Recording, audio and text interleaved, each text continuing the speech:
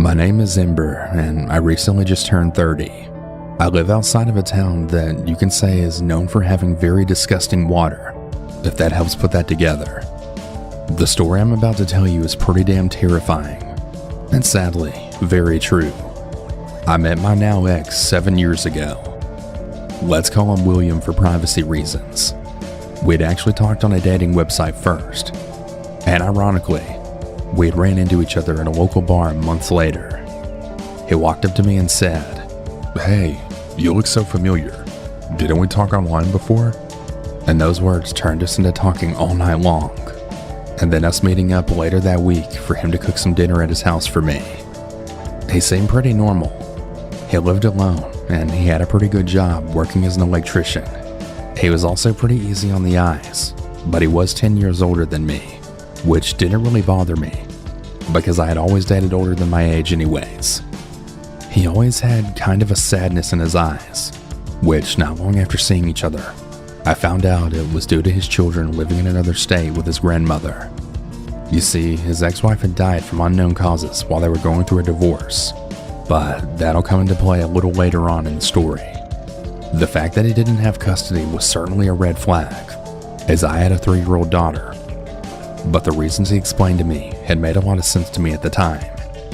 After a while of being together, his jealousy definitely started to show. He would accuse me of cheating on him anytime I wouldn't answer my phone right away, or if I wanted to do anything else with friends or family. One night he started a fight when I had to be up for work really early, just yelling at me to wake up.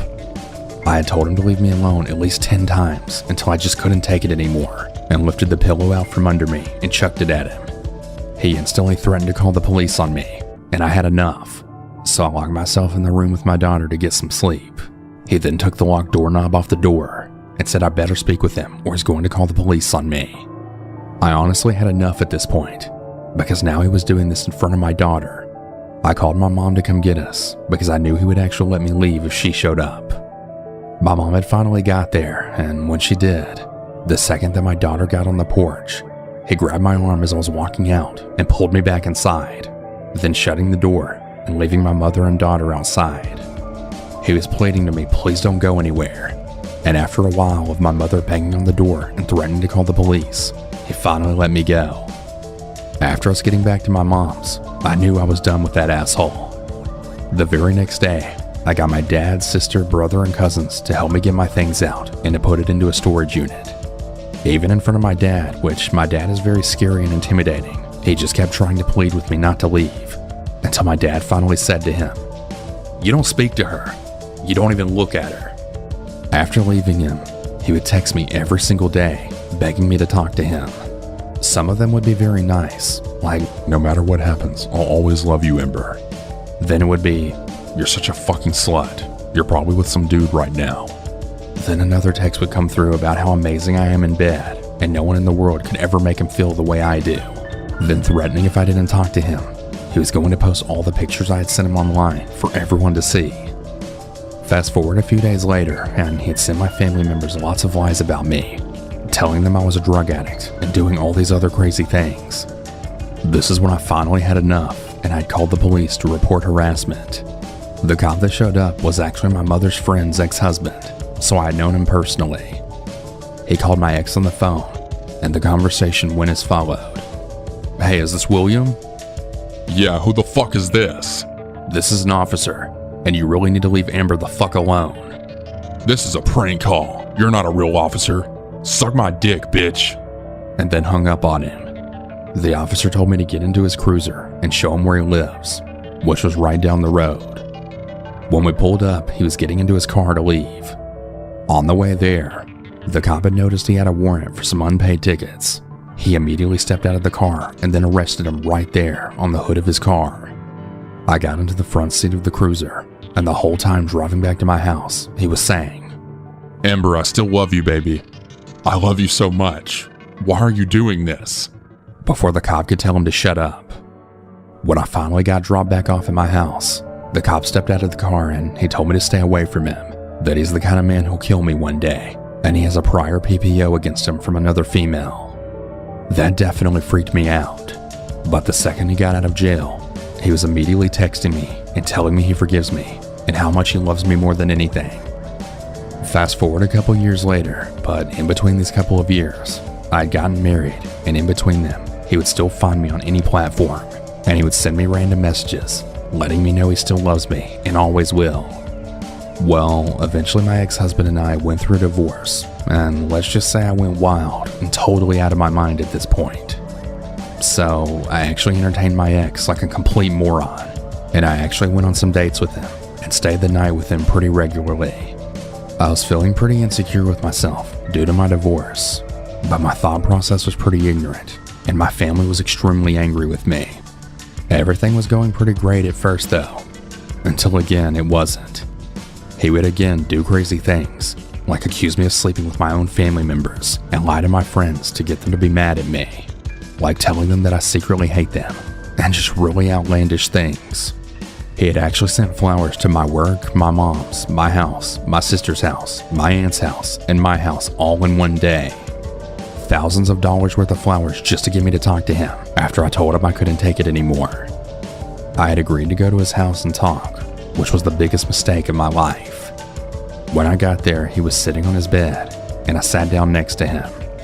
He was being super sweet at first, and he thanked me for coming over. But then his facial expressions turned sinister. He told me that he knows I've been fucking someone else, and I assured him I wasn't, and I had no interest in anyone at this point. He then stood up and started screaming at me. Yes, you did. I know you fucked someone, and you better admit it right now. I kept telling him I didn't, and that I wasn't going to admit to something I didn't do. And then he said to me, You better admit it right fucking now, or I'll squeeze the fucking life out of you. I was hesitant, but I just screamed, Okay, fine. I guess I did it then. He then jumped on top of me and started squeezing my face and shaking my head. You're a fucking whore. How could you do this to me? You're just like Laura, my whore ex-wife. As it turns out, Laura was his ex-wife that had passed away by unknown reasons. Her death was ruled inconclusive. I started punching his head, and he eventually jolted up off the bed and went and stood in the doorway. I tried to break through, but he told me I wasn't going anywhere. I ran to the sliding glass door that was on the other side of the bed and started banging and screaming for help. I was in a panic, just begging for someone to hear me.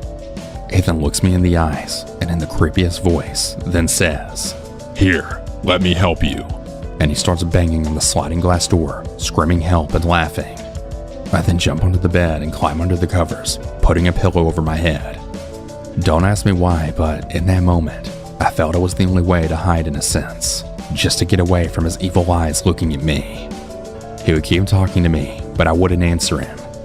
Amber, Amber, Amber! It was like I was in some kind of horror movie. I eventually looked out from the pillow and tried to jump up and leave, but he had pinned me down to the bedroom floor, and I eventually just gave in, and I told him what he wanted to hear. I told him he was right, and I hated myself for hurting him, and I was never going to do anything without him again, but that he had to let me call my friend Jessica to tell her I was alright. Otherwise she was going to call my mom, and she'd be over here. He let me keep some distance in between us so that I could make a phone call, and I called 911. Please help, I'm being held captive by this guy I'm dating, and I shouted out the address. William then immediately ran out of his house, then jumped in his car and took off. I ran to a neighbor's yard and waited for the cops to get there. They immediately put out a warrant for his arrest. Fast forward to when he got out of jail. I was eventually talking to someone new at this point, and I was for sure done with this creep. I eventually testified, and he got off with major fines and lots of anger management classes. I was driving down the road when I had heard this hissing noise. At first, I thought it was my tire going flat by the sounds of it, but I had felt something touch my arm that was resting on the middle console, and I looked back, and it was a fucking possum. Yes, you heard me right. This sick fucking bastard trapped me and put a fucking possum in my car. He knew how afraid of rodents I am. I literally talked about it all the time. I pulled into the restaurant that was on my right and opened up all the doors to my car. I went as far away from it as I could and waited a while talking to the guy I was seeing on the phone. He had a son with him and he couldn't come to me at the time. And so I eventually got some guts and went to look in the car, and luckily, I didn't see anything in the car anymore. I didn't call the police because what proof did I actually have? And how crazy would I have sounded? But I knew it was him. A few weeks later, my mom had sent me a screenshot of a picture of my ex, and sitting next to him was a girl. But the weird thing about this girl was she looked exactly like me. And when I say exactly like me, I mean head to toe. She had blonde hair, blue eyes, round-shaped face, curvy body, everything. So much so that my dad was convinced that he had photoshopped it. But no, this girl was real. He not only is stalking me, but is using some poor girl just because she looks like me. Fast forward a month later when I'm at work, and I notice my tire is completely flat. There was a screw completely lodged in it. Now, for some reason, it didn't really click that this had anything to do with him. I just thought I got unlucky and ran over one. Well, after having my stepdad patch it up, I got home and I woke up the next morning, and my new boyfriend at the time and I noticed hundreds of screws dumped all throughout my driveway, and now 2 other tires were flat as well. It was then that I knew it was him. I downloaded a phone recorder, and I was dead set on getting this creep to admit it and calling the cops. I called him privately because he didn't have my new number. He answered, and I had asked him if he wanted to come over. Really? You actually want to see me? I told him yes. I want him to come over and watch this video of him dumping screws in my driveway. He then sighs and says, Please, Ember. I don't want to go to jail. I immediately hung up and called the police the next day and filed for an immediate PPO. The judge ruled that I could have it for a year. Over the years, he would message me on fake pages, as well as message my fiance and now husband. Luckily, I haven't heard from him in over a year now, but I heard he's dating someone with the same last name as me, which is kind of weird. It really makes me wonder now whenever I think back to his late wife, and I really wonder what the hell happened to her. Did he kill her, and could that have happened to me? I guess I'll never know. But to my crazy psycho ex, I have no intentions of ever talking to you or seeing you ever again.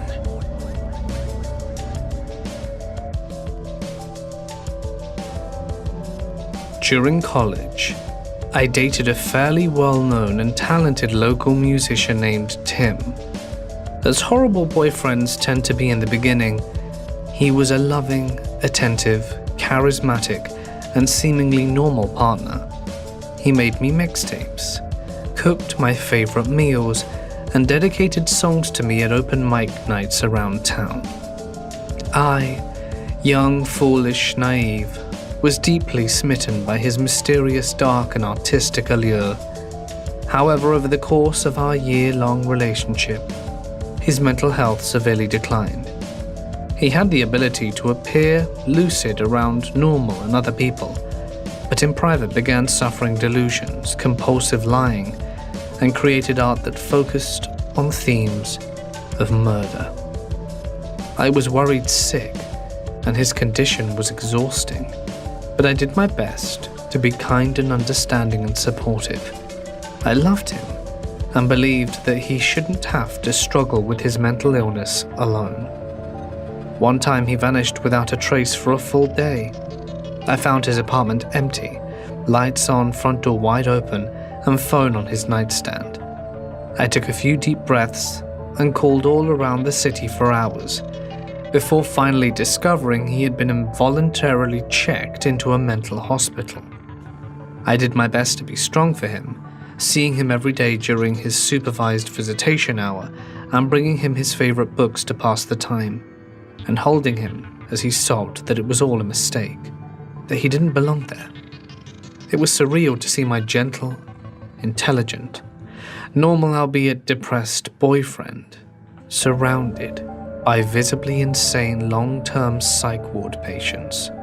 For real, this place was like something out of a horror movie. In retrospect, none of the staff ever told me the real reason why he was there, and I was too polite and naive to ask. Our relationship ended a few months later. I found undeniable evidence that he was cheating on me, and secretly relieved, confronted him. I told him to leave my apartment and never returned. He cracked. The gentle Tim I had known and loved melted away to reveal a new persona with dead wild animal eyes that threatened to kill himself with pills unless I took him back. but I was so extremely done that I called the police. They weren't much help, but Tim left. I blocked him everywhere and never contacted him again. But he left me insane voicemails from different numbers for weeks afterwards. I was relatively unshaken, and things returned to normal.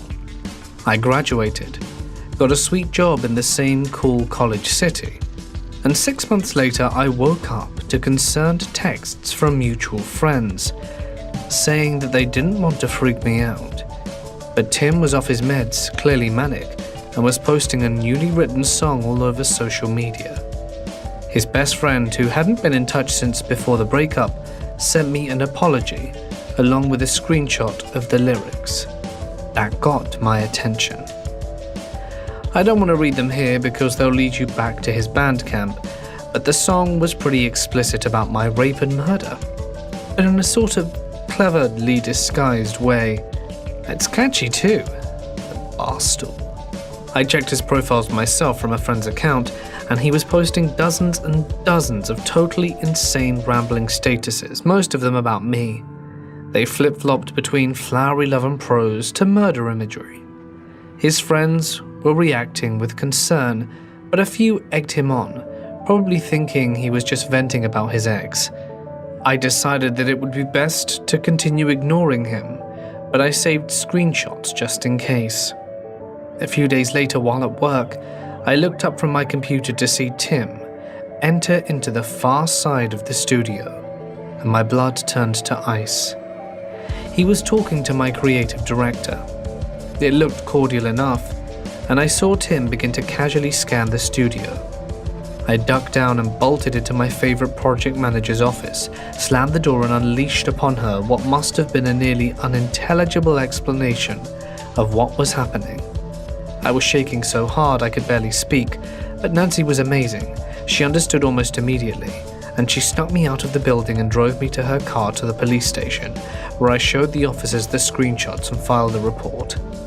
My co-workers later told me that Tim was there to inquire about the open designer position. He is not a designer. He had brought with him a portfolio and an elaboratedly fabricated work history that sounded legit. At the end of his interview, he casually asked if I still worked there. He said we used to collaborate. Oh, and he had written a song for me, and it had been picked up by local radio this morning.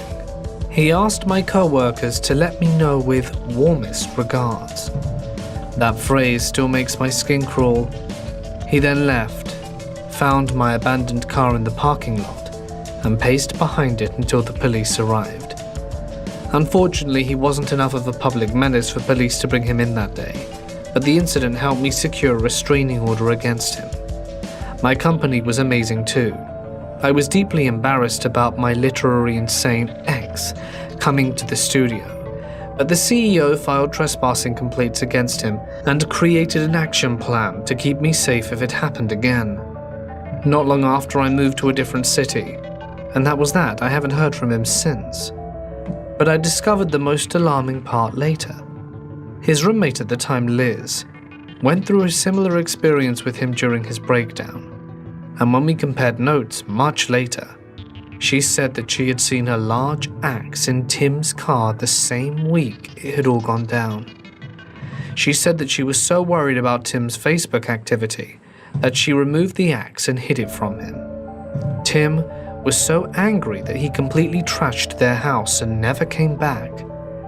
And if our timelines are correct, this must have been just before he came to my workplace for his interview.